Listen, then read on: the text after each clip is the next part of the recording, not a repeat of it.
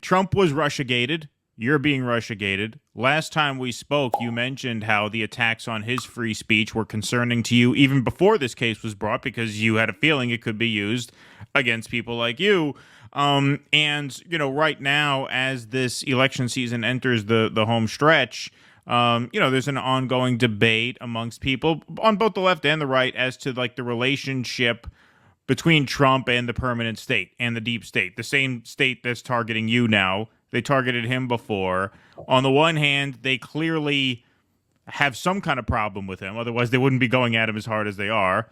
On the other hand, he more or less did their bidding the first time he was in office. And, if past his prologue... He gave the Pentagon more money than they asked for. It's like, how much do we trust him to do anything different next time? So what is your assessment of, like, his relationship to permanent Washington?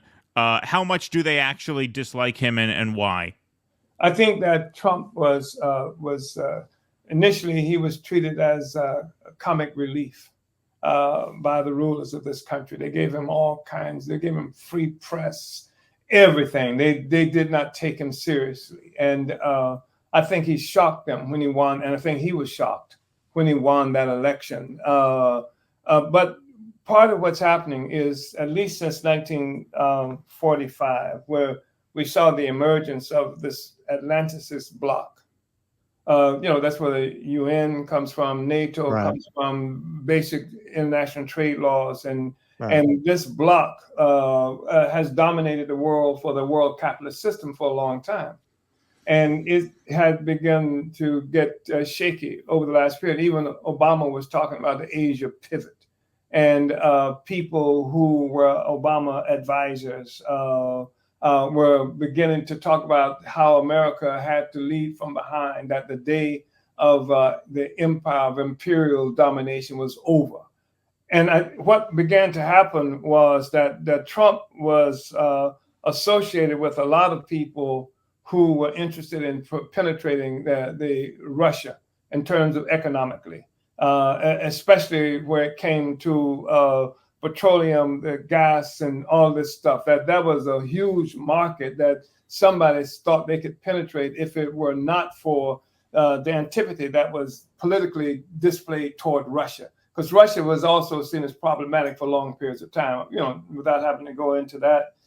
And I think that that's why, look at when Trump first came to power, look at his campaign manager tied to Russia, the generals and stuff, Russia, investing in Russia, making money in Russia. I think you're talking about Michael Flynn, Paul Manafort, that all crew. these forces are associated with Russia. And then a problem was that the Democratic Party refused to accept defeat. You're talking about Trump and talking about January 6th. The Democratic Party refused to accept the fact that they had been defeated. So to say Trump didn't defeat us, Russia defeated us. And that became the line. And that became something for every day. If you look, you go back, and for the 4 years that Trump was at the helm, every day there were hit pieces coming from all of the bourgeois media.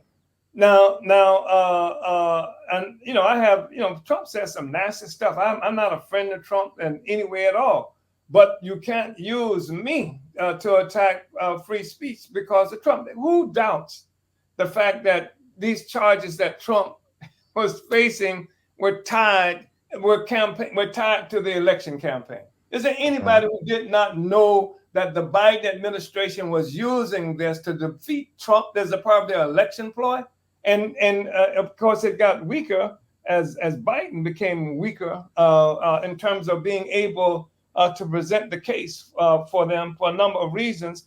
And then Trump also, over a period of time, has begun to ally himself with sectors of the bourgeoisie who smoothed them out, who's helped to develop the line. Even Bannon. Bannon is the first one who actually helped him to win this election by giving him some kind of political line that he didn't have before. He was just wildly out there. And so I do think that that other sectors of the bourgeoisie clearly moving in with Trump, because there's action that they can get out of this as well. And so that's an interesting kind of situation that we're confronted with. So I have no doubt that that much of what happened with Trump is a question of free speech. I mean, well, that's actually the most interesting answer I've ever gotten to that question of anyone I've ever asked it. Yeah. Because it seems like what you're saying to me, and I never really thought of it this way, but I think it's a great point that, anyone who comes into power against the wishes of the people who usually get to choose option A or B, i.e. Barack Obama, Mitt Romney, anyone who disrupts that, they're going to demonize as foreign and just sort of use them as a proxy to wage this sort of post-Cold War, if you will.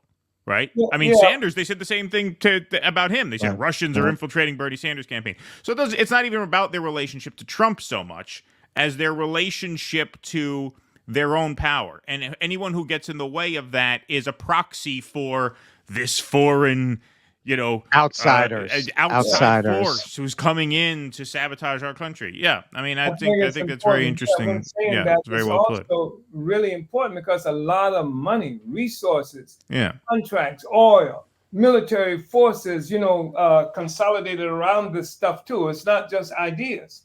Is that put into action, put into place? I mean, there's look, right now, China is the greatest economic force in the continent of Africa in terms of investments and what have you. That used to be the United States. That used to be France and all of these countries. China has pushed them out. They're not interested because China has a different idea, because what kind of resources, where are those resources going to be going to? Look at what we're faced with. You're looking at stuff like lithium, because lithium is not, China controls much of that, but you're talking cobalt, you're talking about coltan, you're talking about resources that's absolutely necessary to keep a modern kind of economy afloat and developing. You're talking about even the oil thing, even though the United States has the petroleum that it needs, et cetera, but to control the petroleum also is to control France. It's also to place limitations on what China can do, all of these forces. And so this economic factor is profoundly important. And all the ideas that we are debating and stuff rest upon the economic interest. Politics is simply concentrated economics. And most of us don't have any economics. So our politics are often pretty empty, but it's concentrated economics. Please clap.